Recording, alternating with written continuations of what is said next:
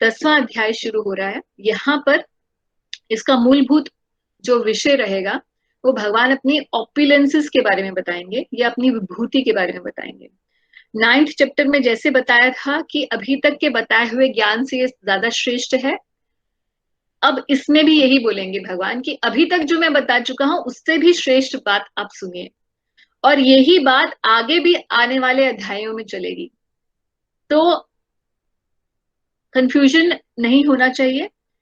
कई बार लोग पूछते हैं ये क्या इसमें भी लिखा है कि पहले से जो बताया उससे ज्यादा श्रेष्ठ है, इस वाले चैप्टर में भी यही लिखा है, इस वाले में भी यही लिखा है, तो श्रेष्ठ सबसे ज्यादा कौन सा है, which is the core teaching, वो बताएं। The whole thing is that Bhagavad Gita is progressively taking the reader to the higher, and still higher, and then finally the highest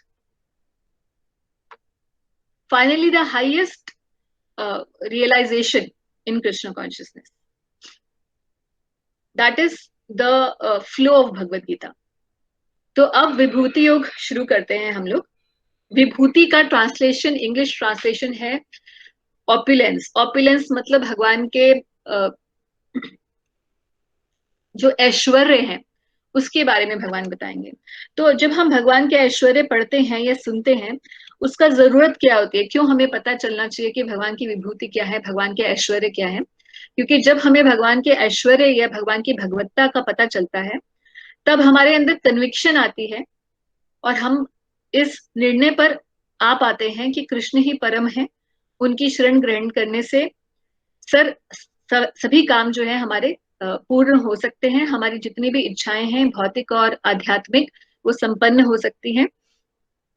इसलिए भगवान की ऑपुलेंसेस या भगवान की भगवत्ता के बारे में जानना जो है वो जरूरी है, ताकि दृढ़ता से भक्ति भाव हमारे हृदय में स्थापित हो सके। तो अब इस बेस के साथ हम लोग शुरू करते हैं अध्याय को।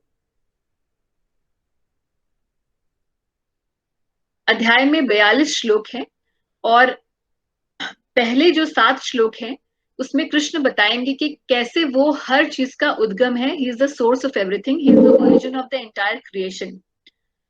ये बात पहले भी भगवान बता चुके हैं, पिछले अध्याय में भी। In the 7th chapter, Krishna has already discussed that he is the source of all the material and the spiritual world. He is the source of matter, also of the spirit. That means all living entities, including all of us who are sitting here. The same concept is being repeated.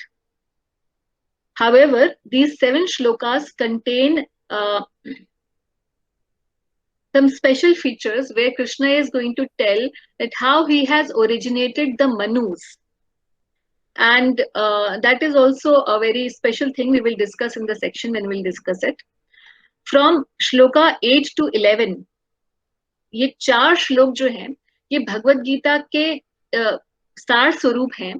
हमने पिछली बार भी बताया था 9th chapter में 42nd जो श्लोक था 942, वो जब हम मन मना भव मत भक्तो श्लोक को डिस्कस कर रहे थे कि वो सार श्लोकी गीता, यानी कि 2 श्लोक हैं गीता के अंदर जो सबसे ज्यादा महत्वपूर्ण है। 700 श्लोकों में से सार श्लोकी गीता के उनमें से एक श्लोक 942 था, हमने बताया था।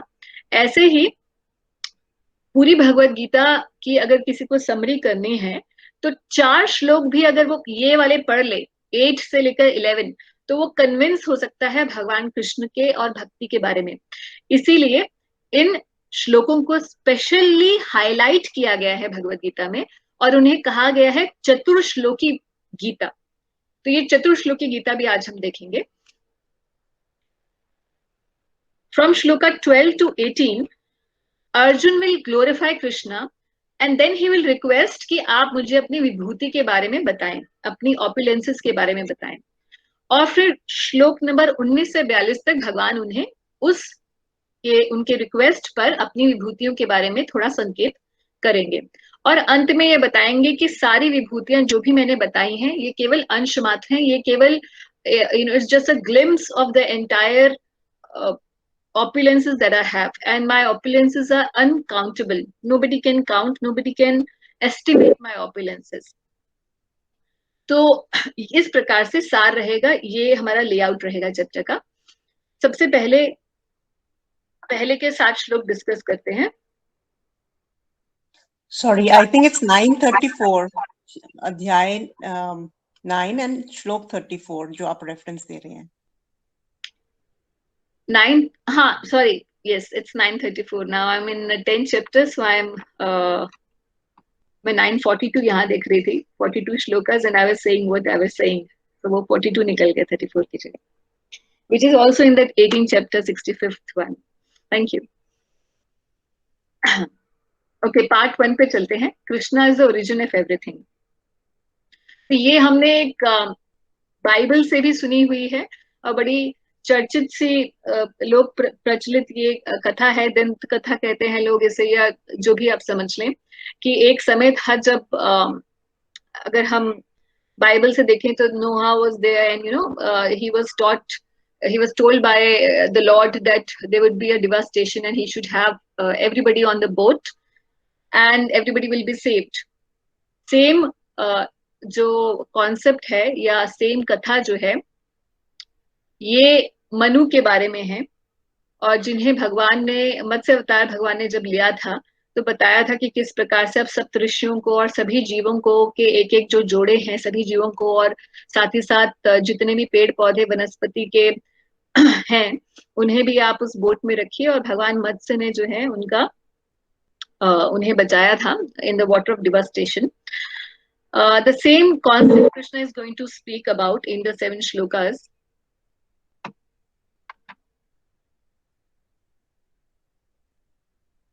भगवद गीता से देखते हैं। श्री भगवान ने कहा, हे महाबाहु अर्जुन, और आगे सुनो। क्योंकि तुम मेरे प्रिय सखा हो, अतः मैं तुम्हारे लाभ के लिए ऐसा ज्ञान प्रदान करूंगा जो अभी तक मेरे द्वारा बताए गए ज्ञान से श्रेष्ठ होगा। ना तो देवतागण मेरी उत्पत्ति या ऐश्वर्य को जानते हैं और ना महिषीगण ही जानते हैं, क्योंकि मैं सभी प्रकार के देवताओं और महिषियों का भी कारण स्वरूप हूं। तो nobody knows Krishna, why? Because he is the originator of them.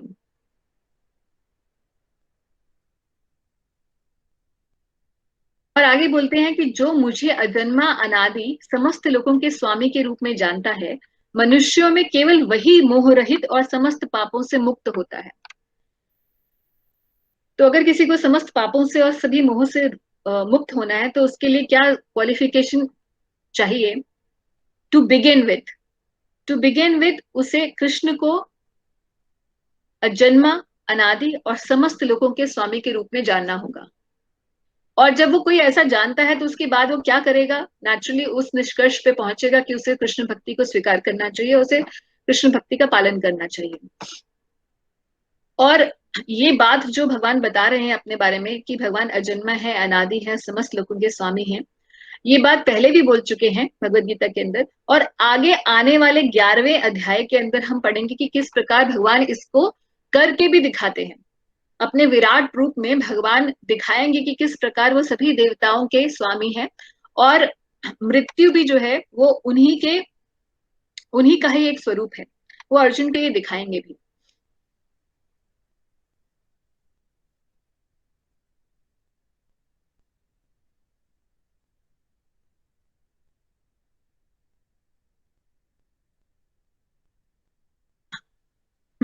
आगे बता रहे हैं कि सप्त ऋषि गण, यानी कि जो 7 ऋषि हैं, सप्त ऋषि हैं, और उनसे भी पूर्व 4 अन्य महर्षि एवं सारे मनु, मानव जाति के पूर्वज, सब मेरे मन से उत्पन्न हैं, और विभिन्न लोकों में निवास करने वाले सारे जीव उनसे अवतरित होते हैं।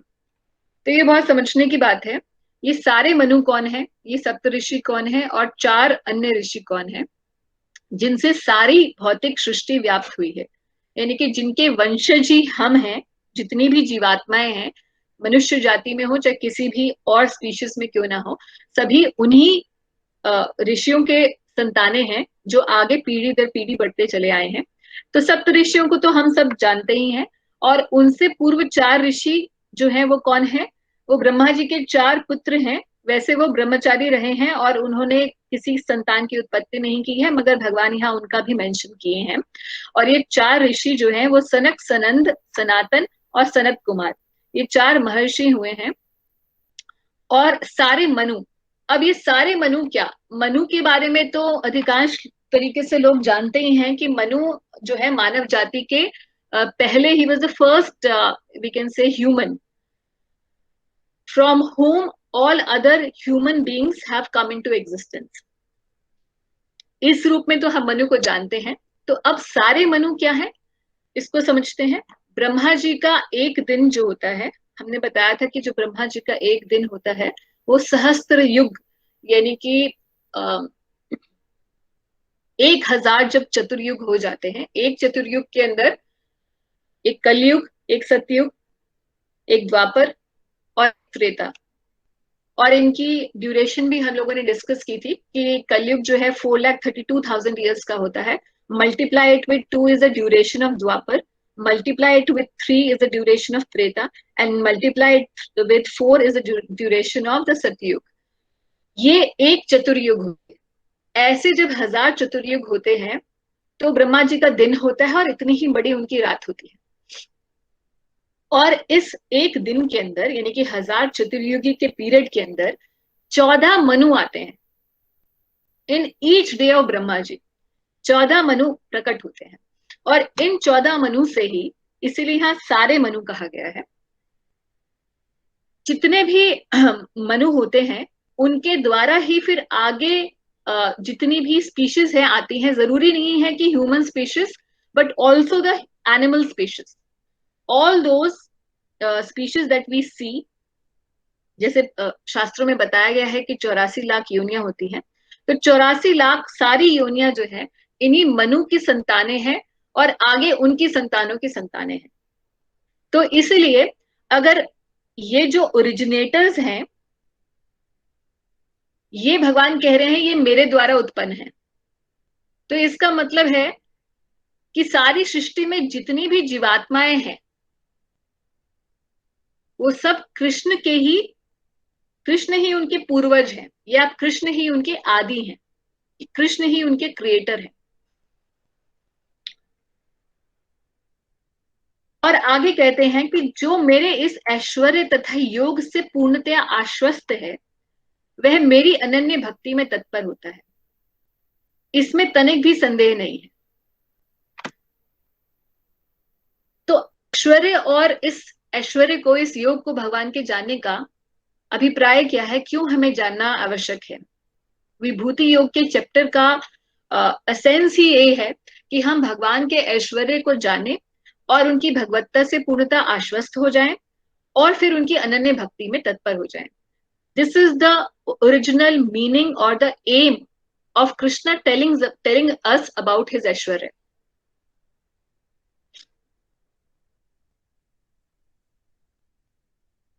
तो चतुर्श्लोकी भगवद गीता अब यहां से भगवान शुरू करेंगे।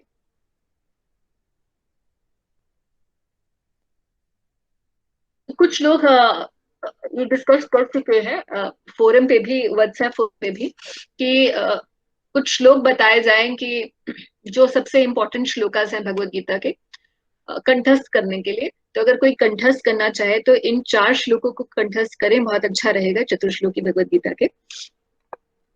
पहला श्लोक है, अहम सर्वस्य प्रभवो मत्तः सर्वं प्रवर्तते इति मत्वा भजन्ते मां बुधा भावा समन्विता। मैं समस्त आध्यात्मिक तथा भौतिक जगतों का कारण हूं।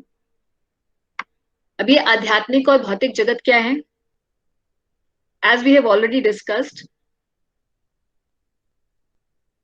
ब्रह्म ज्योति के अंदर जितने भी लोक हैं, which is also called the spiritual sky, तो उसमें अनंत वैकुंठ लोक हैं। वो सारा का सारा जगत आध्यात्मिक जगत है, which constitutes 75% of the entire creation, जिसे 3 पाद विभूति भी कहा जाता है। एक पाद विभूति यानी कि the 1/4 remaining 25% constitutes the भौतिक जगत। भौतिक जगत के अंदर भी असंख्य ब्रह्मांड है और हर एक ब्रह्मांड में फिर 14 लोक हैं, जिसको हमने पीछे डिस्कस किया था। और इतनी बड़ी क्रिएशन, आध्यात्मिक और भौतिक, उन सब के कारण भगवान कह रहे हैं कि मैं ही हूं, I have created all this. प्रत्येक वस्तु मुझसे ही अद्भुत है। जो बुद्धिमान यह भली भांति जानते हैं वे मेरी प्रेम भक्ति में लगते हैं तथा हृदय से पूरी तरह मेरी पूजा में तत्पर होते हैं। आगे पर्पट के अंदर तात्पर्य में प्रभुपाद जी ने अलग अलग जगह से इस बात को स्थापित किया है अथर्ववेद से और बाकी अलग जगह से, नारद उपनिषद और बाकी अलग अलग काफी आप देखेंगे कि किस प्रकार कृष्ण की जो पोजीशन है वो असम ऊर्ध्व है। असम ऊर्ध्व का मतलब ना उनके सम कोई है, ना ऊर्ध्व या इनसे ऊंचा कोई है। तो भगवान के बराबर भी कोई नहीं है, भगवान से ऊंचा होने की तो बात ही नहीं है।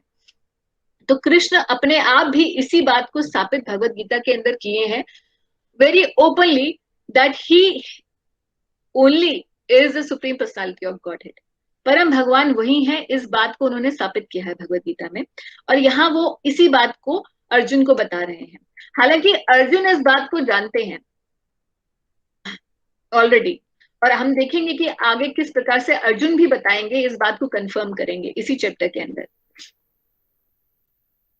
इस बात को मैं बहुत ज्यादा अब दोहराऊंगी नहीं, क्योंकि हम काफी चैप्टर्स में ऑलरेडी इस बात को डिस्कस कर चुके हैं कि how Krishna is the supreme personality of godhead.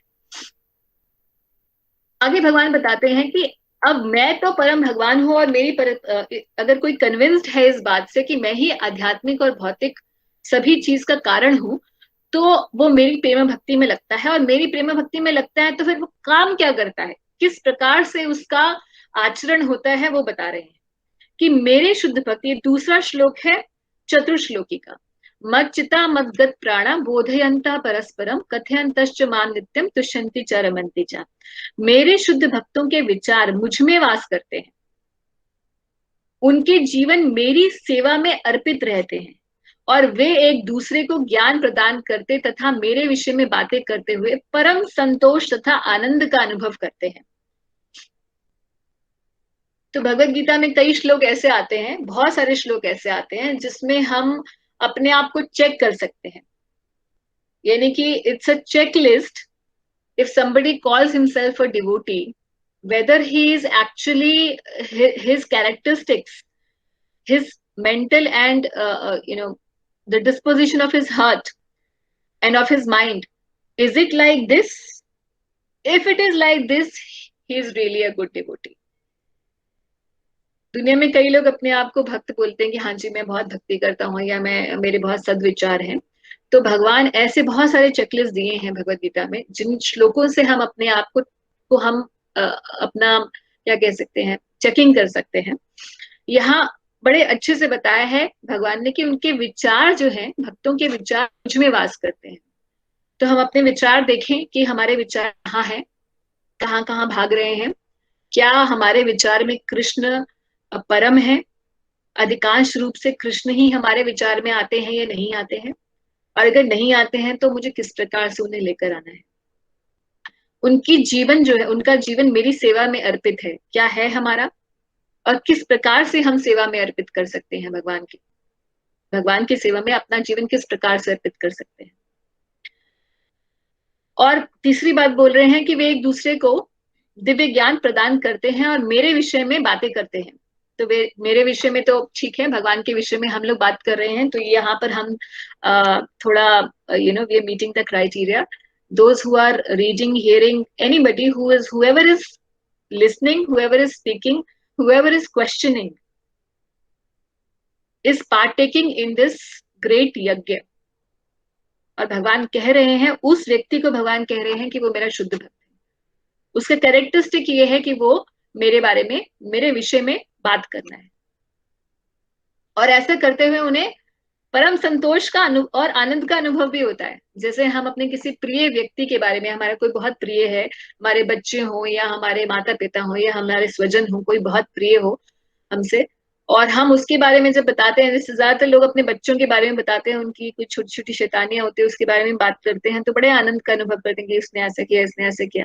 ऐसे ही क्या हम कृष्ण को भी अपना समझते हैं? क्या उनके विषय में बात करते हुए भी हमें आनंद का अनुभव होता है? तो भगवान बोल रहे हैं कि मेरे शुद्ध भक्तों में के ये लक्षण है।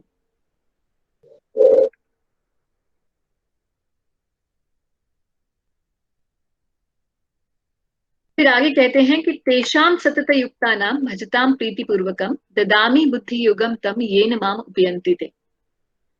जो प्रेम पूर्वक मेरी सेवा में निरंतर लगे रहते हैं, उन्हें मैं ज्ञान प्रदान करता हूँ जिसके द्वारा वे मुझ तक आ सकते हैं।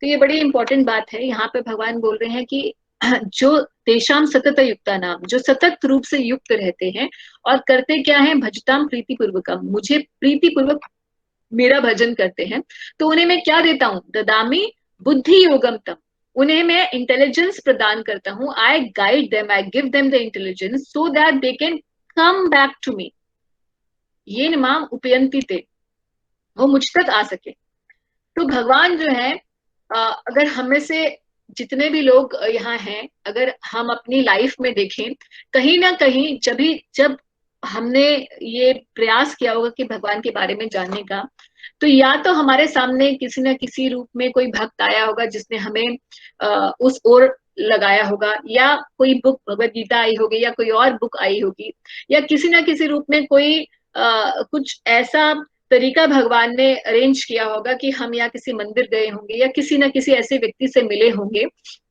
जिसने हमें हेल्प की होगी। बट बिफोर दैट हमने इच्छा की होगी कि हम भगवान के बारे में जानने की इच्छा की होगी हमने।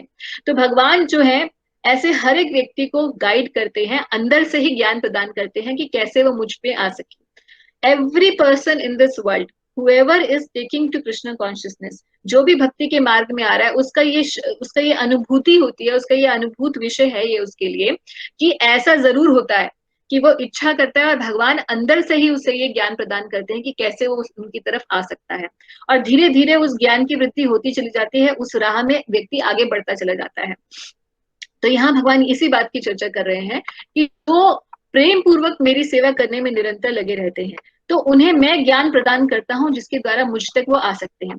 अब ये ज्ञान जरूरी नहीं है कि कृष्ण डायरेक्टली किसी प्रत्यक्ष रूप में करे, मगर भगवान किसी किताब के रूप में, किसी ग्रंथ के रूप में, किसी भक्त के रूप में भी ये काम करते हैं। पर कहने का अर्थ भगवान का ये है कि किसी ना किसी तरीके से वो बेड़ा उठा लेते हैं उस भक्त का जो उनके पास वो आना चाहता है। कृष्ण जहाँ ये भक्ति योग शब्द का प्रयोग किए हैं, बुद्धि योग शब्द का प्रयोग किए हैं, तो प्रभुपाद जी इस तात्पर्य में बताते हैं कि ये बुद्धि योग और कुछ नहीं है, ये वास्तव में कृष्ण भक्ति ही है। उसी को रेफर यहाँ पर कर रहे हैं कि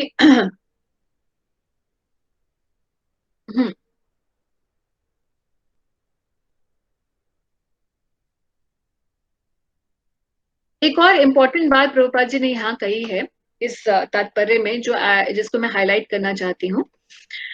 कई बार लोग ऐसे बोलते हैं कि भगवत गीता में तो लिखा है जी, अगर हम निरंतर भक्ति योग में लगे रहते हैं तो भगवान अपने आप ही हमें, इसी श्लोक का रेफरेंस देते हुए कहते हैं कि भगवान अपने आप ही हमें जो है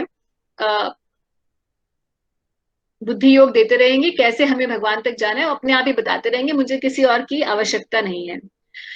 प्रभुपाद इस बात को समझाते हुए ये लिख रहे हैं कि जब व्यक्ति प्रामाणिक गुरु के होते हुए तथा आध्यात्मिक संघ से संबद्ध रहकर भी प्रगति नहीं कर पाता, यानी कि भक्ति में आगे कोई प्रगति नहीं कर पाता, तो पहली बात तो जरूरी है कि भगवान ने ऑलरेडी 4th चैप्टर में ये बता दिया है, 4थे अध्याय में, एवं परंपरा प्राप्तम जो 4.2 श्लोक बताया था, और 4.34 में भगवान ने फिर से बताया था कि तद विधि प्रणिपातेन परिप्रश्नेन सेवया, कि किस प्रकार से गुरु की आवश्यकता है। एक परंपरा प्रणाली से ही आध्यात्मिक ज्ञान जो है एक से दूसरे व्यक्ति तक पहुंचता है, और भगवान जो है गुरु के माध्यम से हमें आगे हमारे सामने प्रस्तुत होते हैं और हमें आगे भक्ति के मार्ग में लेकर जाते हैं।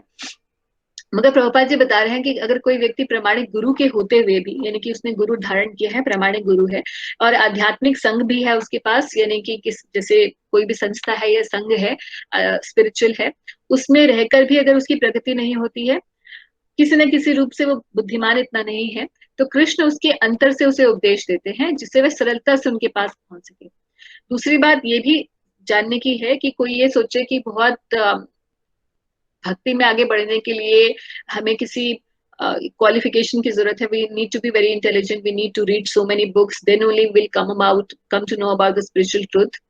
बट यहाँ भगवान बता रहे हैं कि केवल अगर उसका, उस व्यक्ति का ऐसा डिस्पोजिशन है कि मुझे कृष्ण को पाना है, कृष्ण की भक्ति करनी है, तो कृष्ण किसी न किसी रूप से उसका बेड़ा उठाएंगे और कृष्ण अपने आप ही जो है he will take care of that devotee even though he may not be very intelligent. क्योंकि इस भौतिक जगत से निकल पाना कोई आसान काम नहीं है। इवन इस भौतिक जगत के अंदर कोई बहुत श्रेष्ठ पद पाना भी आसान काम नहीं होता, उसके लिए भी क्वालिफिकेशन की जरूरत होती है। What to speak of going out of this material world. आगे चौथा जो श्लोक है उसमें कह रहे चतुर्श्लोकी का कि तेषाम एवानुकंपार्थम अहम अज्ञानजम तमः नाश्यामि आत्मभावस्तो ज्ञान दीपेन भाषुता। मैं उन मैं उन पर विशेष कृपा करने के हेतु उनके हृदयों में वास करते हुए ज्ञान के प्रकाशमान दीपक के द्वारा अज्ञान जन्य अंधकार को दूर करता हूं। तो अज्ञान जो है वो एक अंधकार के समान है और भगवान कह रहे हैं कि मैं उनके हृदय में वास करते हुए, परमात्मा स्वरूप में भगवान कृष्ण हर किसी के हृदय में वास करते हैं और अंदर से ही ज्ञान का दीपक जला देते हैं ताकि अंदर जितना अंधेरा है अज्ञानता का वो दूर हो सके। तो ये ज्ञान क्या है, अज्ञान क्या है? ये ज्ञान का मतलब है सबसे पहले तो ये जान पाना कि हम ये शरीर नहीं है, हम आत्मा है। जो इस अज्ञान में रहता है वो आगे स्पिरिचुअल प्रोग्रेस नहीं कर पाता। इसलिए कृष्ण अंदर से उस व्यक्ति के इस अज्ञान को धीरे धीरे तोड़ते हैं और ये अज्ञान जो है मेनली टूटता है जब हम भक्ति के क्रियाओं को संपन्न करते हैं, नवदा भक्ति का पालन करते हैं, तो ये ज्ञान धीरे धीरे खत्म होने लग जाता है कि हम शरीर है। और धीरे धीरे इस ज्ञान की अधिकता होती चली जाती है कि मैं वास्तव में जीव जो है कृष्ण का एक अंश है, कृष्ण का दास है और उसका जीवन का कर्तव्य यही है कि उसे कृष्ण भक्ति का आचरण करना चाहिए। पूरे तात्पर्य में प्रभुपाद जी इसी बात को बता रहे हैं कि कोई जरूरी नहीं है कि हमें बहुत इंटेलेक्चुअल होना पड़ेगा in order to understand the philosophy, because the philosophy of bhakti is also not very easy to understand for everybody. It's very intense and it's very elaborate. But if somebody is कोई इच्छुक है भगवान के बारे में जानने के लिए, then Krishna himself from his heart will help him. तो यहाँ एक बहुत प्रेम का संबंध भगवान एस्टैब्लिश कर रहे हैं भक्तों के साथ अपना कि इन अगर आपने देखा हो कि पिछले जो हमने कर्म योग पढ़ा था या ध्यान योग पढ़ा था या हमने ज्ञान योग पढ़ा था, कहीं भी भगवान ने इस बात की चर्चा नहीं की कि I am treating that person this kind of Yogi, I am treating very special. But हमने 9th चैप्टर में देखा था और यहाँ पे भी हम इसी बात को देख रहे हैं कि कृष्ण बता रहे हैं एक परस्पर बड़ा इंटेंस रिलेशनशिप बता रहे हैं भगवान की I will personally take care of my devotee. इसी बात को भगवान ने 9th चैप्टर में कहा था कि इस प्रकार से वो सभी के लिए सम है और सभी के लिए सम होते हुए ना किसी को द्वेष करते हैं, ना किसी कोई उनका बहुत प्रिय है, मगर फिर भी अपने भक्तों के लिए वो सखा के रूप में है और उन्हें वो अपना फ्रेंड मानते हैं और भक्त भी उन्हें अपना मित्र मानते हैं। और यहाँ पे भी वही बता रहे हैं कि अगर कोई मेरी भक्ति में लगता है तो I am specially going to take care of that person. So here in these 6 chapters, middle 6 chapters, we are seeing that again and again Krishna establishes the same principle that how he would personally take care of his devotee. अब इन 4 श्लोकों को जानकर अर्जुन जो है, which is the part 3, Arjun glorifies Krishna and requests to know more.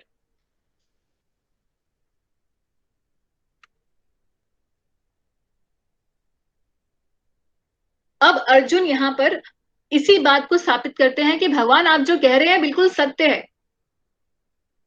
Arjun कहेंगे परम ब्रह्म परम धाम पवित्रम परमम भवान, कि आप अर्जुन ने कहा कि हे कृष्ण, आप परम भगवान, परम धाम, परम पवित्र, परम सत्य हैं। आप नित्य दिव्य आदि पुरुष, अजन्मा तथा महानतम है। अब कोई बोलेगा अच्छा, आपका बहुत रिलेशनशिप है, आपके बुआ मतलब आप उनके बुआ के बेटे हैं और आप उनके मित्र भी हैं, और आपका तो परस्पर घर का संबंध है और आपके सारथी भी बने हुए हैं, आपकी हेल्प कर रहे हैं, तो probably you just eulogizing your friend. तो कहते हैं अर्जुन कि ये केवल मेरा निर्णय नहीं है, नारद, असित, देवल तथा व्यास जैसे ऋषि आपके इस सत्य की पुष्टि करते हैं। जो आप कह रहे हैं वो शास्त्र भी उसे यही कहता है, क्योंकि व्यासदेव ने सारे शास्त्र कृत किए हैं, और जितने भी महाजन हैं वो भी इसी बात की पुष्टि कर रहे हैं, और अब आप स्वयं भी मुझसे ये प्रकट कह रहे हैं। तो जैसे there is a trinity in the Vaishnava literature, guru, sadhu और शास्त्र, तीनों की बात, तीनों एक ही बात कहते हैं। शास्त्र जो कहता है, गुरु भी उसी बात को ही कहते हैं अपने डिसाइपल्स को, और जो गुरु कहते हैं और शास्त्र कहता है, बाकी जितने महाजन हैं, बाकी जितने भक्त हैं, वो भी, साधु जन भी उसी बात को कहते हैं। So everybody, this is system of check and balance. Nobody can say something which shastra is not saying, and shastra is directly coming from Krishna. तो महाजनों के द्वारा हम ये जान सकते हैं कि परम सत्य क्या है। इस बात पे एक व्यक्ति ने हमसे बहुत समय पहले एक प्रश्न पूछा था कि, और आपसे भी अगर कोई पूछे तो इसलिए मैं डिस्कस कर रही हूँ, आप बता सकते हैं कि कृष्ण ने तो अपना जो विराट रूप दिखाया कि भगवान है वो परम भगवान, तब अर्जुन को जाके कन्विक्शन हुई कि भगवान परम कृष्ण ही है। अब भाई हमारे सामने आकर दिखाएं तब तो हम भी कन्विंस्ड हो, हम कैसे कन्विंस हो सकते हैं? तो एक्चुअल में 11th चैप्टर के अंदर, अब इस पूरी कॉन्वर्सेशन यानी कि विभूति योग जब भगवान अपना बता चुके होंगे, तो उसके बाद अर्जुन उनसे बोलेंगे कि मुझे वो दिव्य रूप दिखाइए अपना, और भगवान दिखाएंगे। वो आगे आने वाली कॉन्वर्सेशन है। उससे पहले यहाँ 10वें अध्याय में ही अर्जुन ये इस बात को बता चुके हैं, यानी कि Arjun is already convinced simply by hearing from Krishna. Krishna is saying, I am the Supreme Lord. And Arjun is also having full faith, and not just he is having full faith, and out of only his faith, he is saying, yes, you are the Supreme. He is also citing the various other Mahajanas like Narad, Asit, Deval, and Vyas, and the other great rishis. So the point that is being established here is that if we want to know who is the Supreme Lord, and what is the supreme way to achieve him, we have to take to the teachings of Mahajans, and we have to take to the teachings of the scriptures. और जहां भगवान स्वयं इस बात को स्थापित किए हैं, तो भक्त उस बात से आश्वासित हो जाता है। इसलिए भगवान के हमें it's not required that Krishna will come here and show his दिव्य स्वरूप और his universal form, and then we will be convinced that yes he exists, and this, yes, he is the supreme. We are convinced because we are reading Bhagavad Gita. Arjun भगवान की वाणी से convince हो रहे हैं, और हम भी यहाँ वही कर रहे हैं। हम भी भगवान की वाणी यहाँ पढ़ रहे हैं, और उसी से ही हम अपनी कन्विक्शन को अपने हृदय में बिठा रहे हैं। So it is the same process.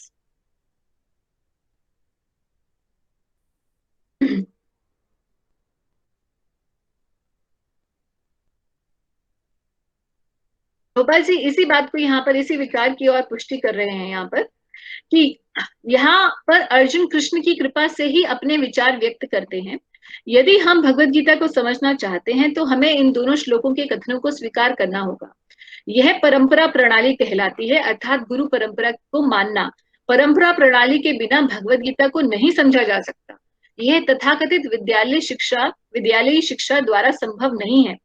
दुर्भाग्यवश जिन्हें अपनी उच्च शिक्षा का घमंड है, वे वैदिक साहित्य के इतने प्रमाणों के होते हुए भी अपने इस दुराग्रह पर अड़े रहते हैं कि कृष्ण एक सामान्य व्यक्ति है। So only by intellectual understanding, by somebody having academic qualification or good mind, intellect, that is not the qualification to understand Bhagavad Gita. The way to understand Bhagavad Gita is to take it from the Guru Shishya Parampara. तो ये अर्जुन जो है अब जो इस बात को बता चुके हैं अर्जुन की, I am convinced that you are the supreme. अब क्या कहेंगे कि हे कृष्ण, आपने मुझसे जो कुछ कहा उसे मैं पूर्णता सत्य मानता हूँ। हे प्रभु, ना तो देवतागण ना असुरगण ही आपके स्वरूप को समझ सकते हैं।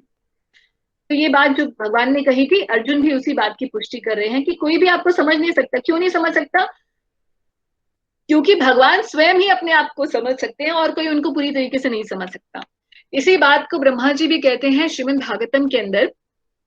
जब श्रीमद् भागवतम में 10वें स्कंध में ब्रह्मा जी भगवान श्री कृष्ण को समझ नहीं पाते और सोचते हैं शायद ये ग्वाल बाल है, तो उनके ग्वाल बालों को चुरा लेते हैं और पूरे एक वर्ष बीत जाता है। और उसके बाद जो है ब्रह्मा ये समझ पाते हैं कि ये तो भगवान श्री विष्णु ही हैं जो मेरे ही कहने पर यहाँ पर आए हैं, मेरी ही रिक्वेस्ट पर यहाँ आए हैं अवतार लेकर। और उसके बाद जो है ब्रह्मा जी स्तुति करते हैं भगवान की, कृष्ण की, और उसमें ये कहते हैं कि भले ही इस दुनिया में कोई ये कह दे कि मैं कृष्ण को पूरी तरह समझता हूँ, भगवान के बारे में पूरी तरह समझता हूँ, भले वो कहता है वो कहे, मगर मैं अपने बारे में ये कह सकता हूँ कि मैं आपको पूरी तरह कभी नहीं समझ सकता। और यही बात को यहाँ अर्जुन कह रहे हैं कि हे परम पुरुष, हे सबके उद्गम, हे समस्त प्राणियों के स्वामी, हे देवों के देव, हे ब्रह्मांड के प्रभु, निस्संदेह एकमात्र आप ही अपने को अपनी अंतरंगा शक्ति से जानने वाले हैं। यानी कि भगवान अपने आप को समझ सकते हैं अपनी अंतरंगा शक्ति से, और कोई भी नहीं समझ सकता। और केवल जिसको भगवान इतनी कृपा करते हैं भक्ति के बल पर, उसकी भक्ति के बल पर, वो ही भगवान को समझ सकता है और कोई नहीं समझ सकता। To the extent Krishna reveals, only to that extent we can understand him.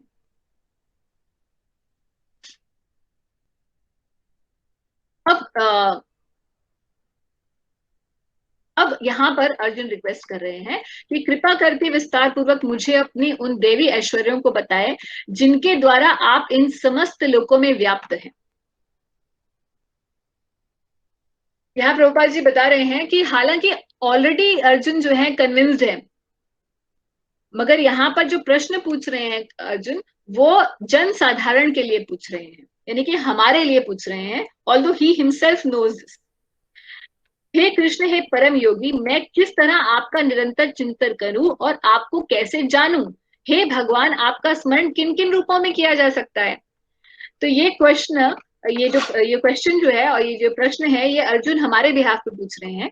और प्रभुपाद जी यही बात को तात्पर्य में कहे हैं कि जैसे कि पिछले अध्याय में कहा जा चुका है, भगवान अपनी योग माया से आच्छादित रहते हैं, केवल शरणागत भक्तजन ही उन्हें देख सकते हैं। अब अर्जुन को विश्वास हो चुका है कि उनके मित्र कृष्ण भगवान है, किंतु वह उस सामान्य विधि को जानना चाहते हैं जिसके द्वारा सर्वसाधारण लोग भी उन्हें सर्वव्यापी रूप में समझ सकें।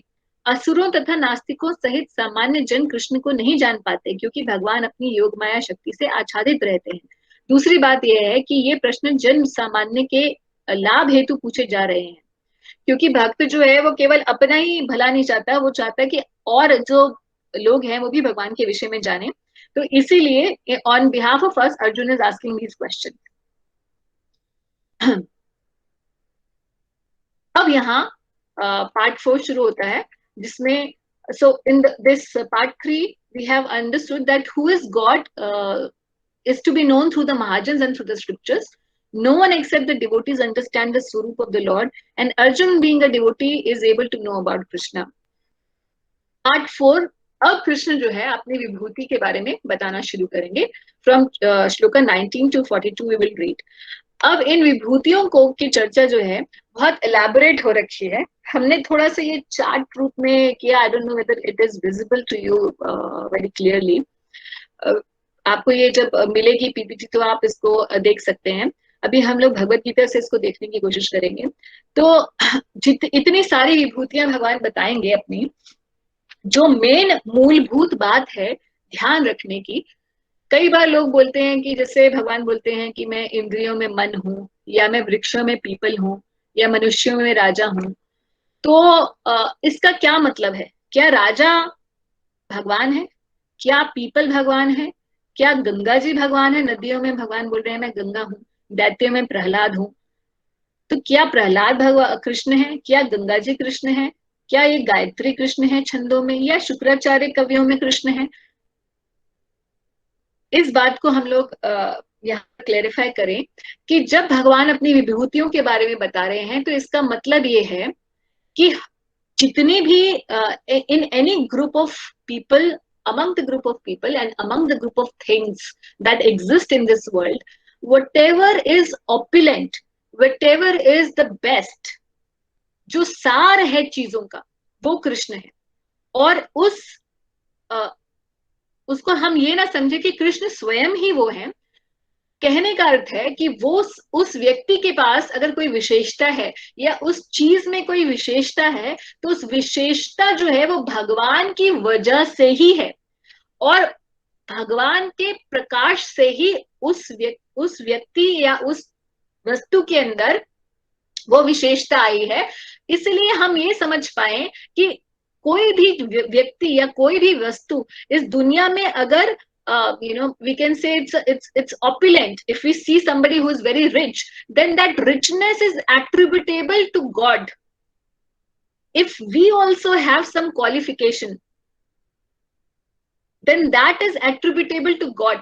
The source of that opulence is God. That is the gist of or the summary of the entire discussion here. जब भगवान अपनी विभूतियां बताएंगे तो हम लोग देखते हैं कुछ कुछ इंपॉर्टेंट विभूतियों को यहाँ पर डिस्कस करेंगे।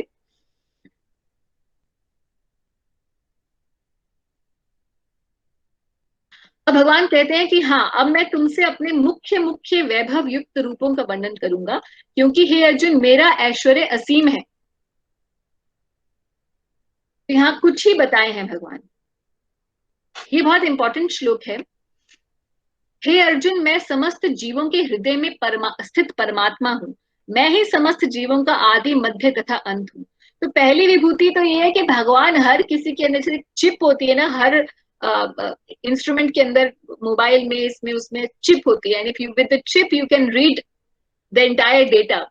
तो भगवान जो है, अगर देखा जाए, हर एक जीव के हृदय में एक चिप के रूप में है। So he is reading everything, he is वो साक्षी है हमारे हर एक सोच के, हमारे कर्म के। जो जो भी हम कर रहे हैं, सोच रहे हैं, खा रहे हैं, जो भी वार्ता हम कर रहे हैं, चाहे कोई हमें देख रहा है या नहीं देख रहा, मगर साक्षी भगवान स्वयं हमारे अंदर बैठे हुए हैं हृदय में। ये भी अपने आप में भगवान की बहुत बड़ी ऑपुलेंस है कि कैसे एक जगह भगवान अपने धाम में रहते हुए भी सर्व लोक में और सभी जीवों के हृदय में भी स्थित हैं। This itself is a very big opulence. How is it possible? It is not, we cannot fathom, we cannot understand with our mind and with our intellect this thing.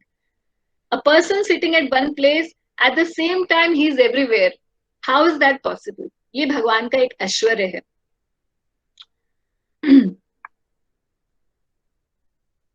अब भगवान बता रहे हैं कि मैं आदित्यों में विष्णु हूँ, प्रकाशों में तेजस्वी सूर्य, मरुतों में मरीचि और नक्षत्रों में चंद्रमा। जैसे कि नक्षत्र तो बहुत सारे हैं, मगर चंद्रमा जो है वो प्रकाश देता है, सबसे ज्यादा यूजफुल है। और सारे जितने भी तारे हैं वो भी टिमटिमाते हैं, मगर वो उतना हेल्पफुल नहीं होते हैं, सर्व प्रमुख नहीं होते हैं। तो सर्व प्रमुख जो नक्षत्र है वो चंद्रमा है। ऐसे ही जितने भी तेजस्वी चीजें हैं जो प्रकाश देती हैं इस दुनिया के अंदर, उसमें कोई भी सूर्य की उपमा नहीं कर सकता, क्योंकि सूर्य के द्वारा ही उनके तेज से ही हम लोग, the life is because of the sun. So वो जो सूर्य है और ये जो चंद्र है, ये सब भगवान की विभूतियां ही हैं। They are great because because of the opulence of Krishna in them. It's a reflection of Krishna's opulence. वेदों में सामवेद हूं। अब सामवेद क्यों बोला भगवान ने, बाकी भी वेद हैं वो भी बहुत ज्ञान देने वाले हैं। सामवेद क्यों बोला, क्योंकि सामवेद के अंदर प्रमुख रूप से भगवान के you can say the Lord of hymns glorifying this supreme Lord. तो बहुत सारे स्तुतियां हैं कृष्ण के, भगवान विष्णु के गुणगान में। देवों में स्वर्ग का राजा इंद्र हूं, तो क्या इंद्र कृष्ण है? नहीं। कहीं भी, चाहे मनुष्यों में हो चाहे स्वर्ग लोक में हो, जो राजा होता है वो सबका पालन करने वाला होता है। और इसीलिए, क्योंकि भगवान का भी एक प्रमुख ये कार्य है, या भगवान ऐसे क्योंकि सृष्टि किए हैं इसीलिए सबका पालन भी करते हैं। तो राजा भगवान का प्रतिनिधि होते हुए सबका पालन करता है, इसीलिए राजा को भी कृष्ण का प्रतिनिधि कहा जाता है, is representative of God. In fact बड़ी इंटरेस्टिंग बात यह है कि गरुड़ पुराण के अंदर एक जगह जब डिस्कशन आता है कि कौन किसका श्राद्ध कर सकता है, तो जैसे लोकमान्य बात यह है कि केवल बेटा ही जो है वो अपने बेटी का जो हस्बैंड होता है या बेटी का बेटा हुआ होता है, अपने स्वजनों में ही जो है कोई कर सकता है श्राद्ध। तो वहां पर एक डिस्कशन आता है कि राजा भी किसी भी व्यक्ति का अपनी प्रजा में श्राद्ध कर सकता है, क्योंकि he is responsible for every citizen, being the representative of God. तो ये मैंने थोड़ा सा ऑफ द ट्रैक ये बात बताई है। इंद्रियों में मन हूं, तो इंद्रियां सारी ही बहुत घोड़ों की तरह भागती रहती है। कभी हमारा मन कभी हम किसी इंद्रिय से कुछ ग्रहण करना चाहते, कुछ देखना चाहते हैं, कुछ सूंघना चाहते हैं या कुछ खाना चाहते हैं, मगर उन सब में प्रधान जो है वो मन है। तो हम बोलते हैं हमारा मन कर रहा है इसलिए हम खा रहे हैं, हमारा मन कर रहा है तो हम मूवी देख रहे हैं। तो ये मन ही आगे सब इंद्रियों का स्वामी बन जाता है। तो जहां भी कोई स्वामी है तो उसे भगवान का प्रतिनिधि कहा जाता है। तो हमारे हिंदू धर्म में जनरली ऐसे बोला जाता है पति परमेश्वर। तो क्यों, पति भी तो है वो पालन करता है अपनी स्त्री का ऑन बिहाफ ऑफ गॉड। तो जहां भी उसी तरीके से माता पिता को भी भगवान का प्रतिनिधि कहा जाता है। लोग ऐसे बोल देते हैं कि मेरे माँ बाप जो है they are living god for me. जहां भी कोई भी प्रतिनिधित्व करता है पालनकर्ता के रूप में, तो वो भगवान का प्रतिनिधि मान लिया जाता है।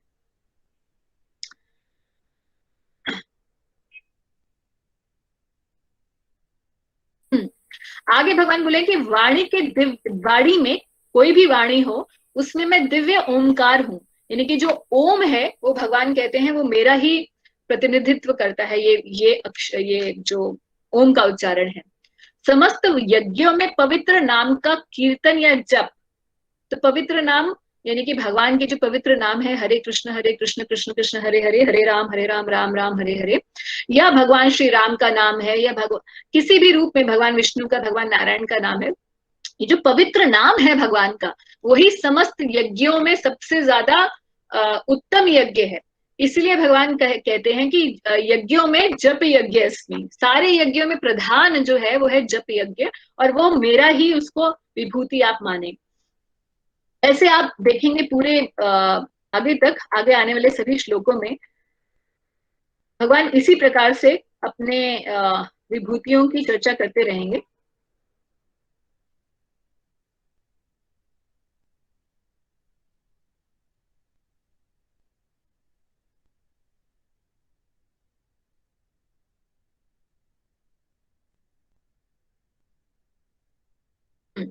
तो हम इस सेक्शन के एंड पर आ रहे हैं।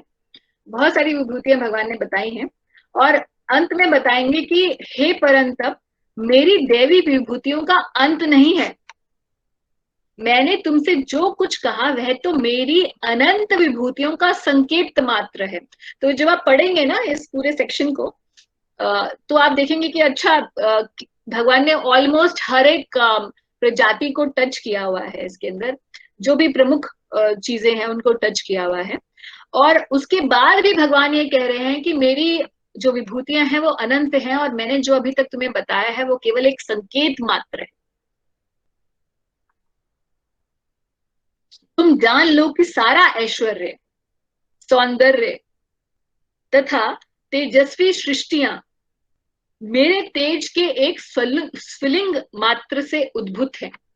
तो भगवान के तेज के एक कण मात्र से ही, कि उसके अंश मात्र से ही ये इस दुनिया के अंदर जितना भी ऐश्वर्य है, सौंदर्य है, या कोई तेजस्वी कोई भी सृष्टि जो तेजस्वी है, वो केवल भगवान के तेज के एक अंश मात्र से है।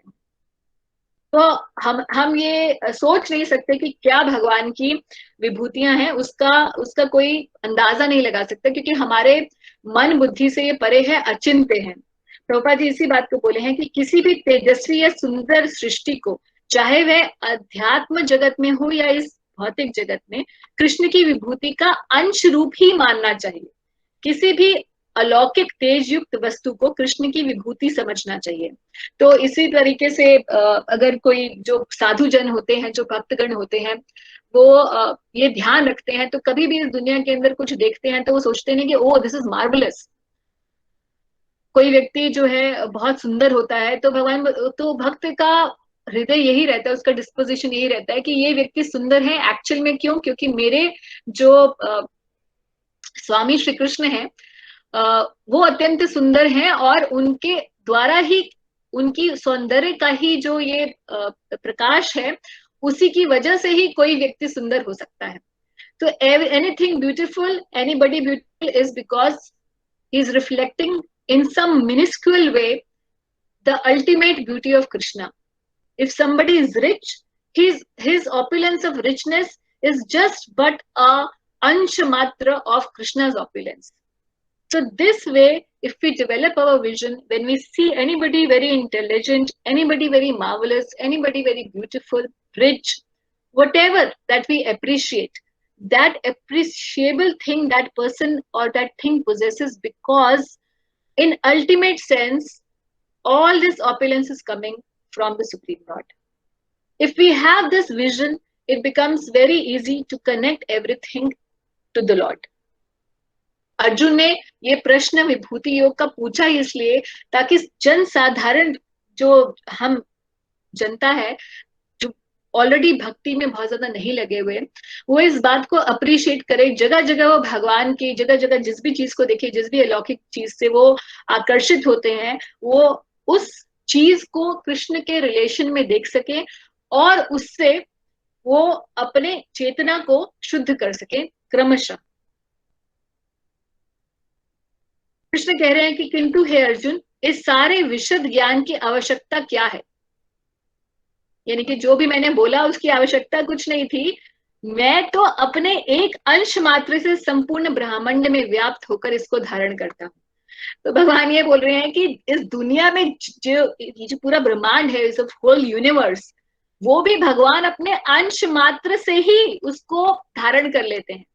यानी कि कृष्ण स्वयं भी इस पूरे ब्रह्मांड में आते नहीं है। किस रूप में आते हैं? हमने पहले डिस्कस किया था, 3 विष्णु के बारे में हमने डिस्कस किया था कि किस प्रकार से 3 विष्णु स्वरूप होते हैं, महाविष्णु, फिर गर्भदक्षाय विष्णु और फिर क्षीरदक्षाय विष्णु, जिनको हम परमात्मा स्वरूप कहते हैं। तो ये जो विष्णु हैं वो भी भगवान श्री कृष्ण के अंश हैं। तो अपने अंश से ही भगवान इस पूरी सृष्टि को चला रहे हैं। महाविष्णु स्वरूप में ही भगवान पूरी सृष्टि को चला रहे हैं, स्वयं भी प्रत्यक्ष रूप से नहीं आते। तो उस आगे भगवान यही बात को कह रहे हैं कि अपने अंश मात्र से ही जब मैं पूरे ब्रह्मांड को धारण कर लेता हूं, तो फिर मेरी विभूति को और क्या समझना है, बस इतना ही समझ लो कि अपने अंश मात्र से मैं पूरी ब्रह्मांड को जो है वो चला रहा हूं। और यहाँ प्रभुपाद जी यही बात कह रहे हैं कि भगवान अर्जुन पर, यहाँ पर अर्जुन को बताते हैं कि यह जानने के में कोई सार्थकता नहीं है कि सारी वस्तुएं किस प्रकार अपने पृथक पृथक ऐश्वर्य तथा उत्कर्ष में स्थित हैं। उसे इतना ही जान लेना चाहिए कि सारी वस्तुओं का अस्तित्व इसलिए है क्योंकि कृष्ण उसमें परमात्मा रूप में प्रविष्ट है। ब्रह्मा जैसे विराट जीव से लेकर एक क्षुद्र चींटी तक इसलिए विद्यमान है क्योंकि भगवान उन सब में प्रविष्ट होकर उनका पालन करते हैं। तो यहीं पर ही जो है भगवान इस ऐश्वर्य को समाप्त करते हैं, इस ऐश्वर्य की चर्चा को समाप्त करते हैं। और भक्त इस बात में, इसको पढ़ने से अपने हृदय में इस कन्विक्शन को लेकर आ सकता है, भगवान की भगवत्ता और महिमा को अपने हृदय में स्थापित कर सकता है, और भक्ति के जो भक्ति योग है उसके पालन में दृढ़ हो सकता है। तो यहाँ पर डिस्कशन हमारा खत्म होता है।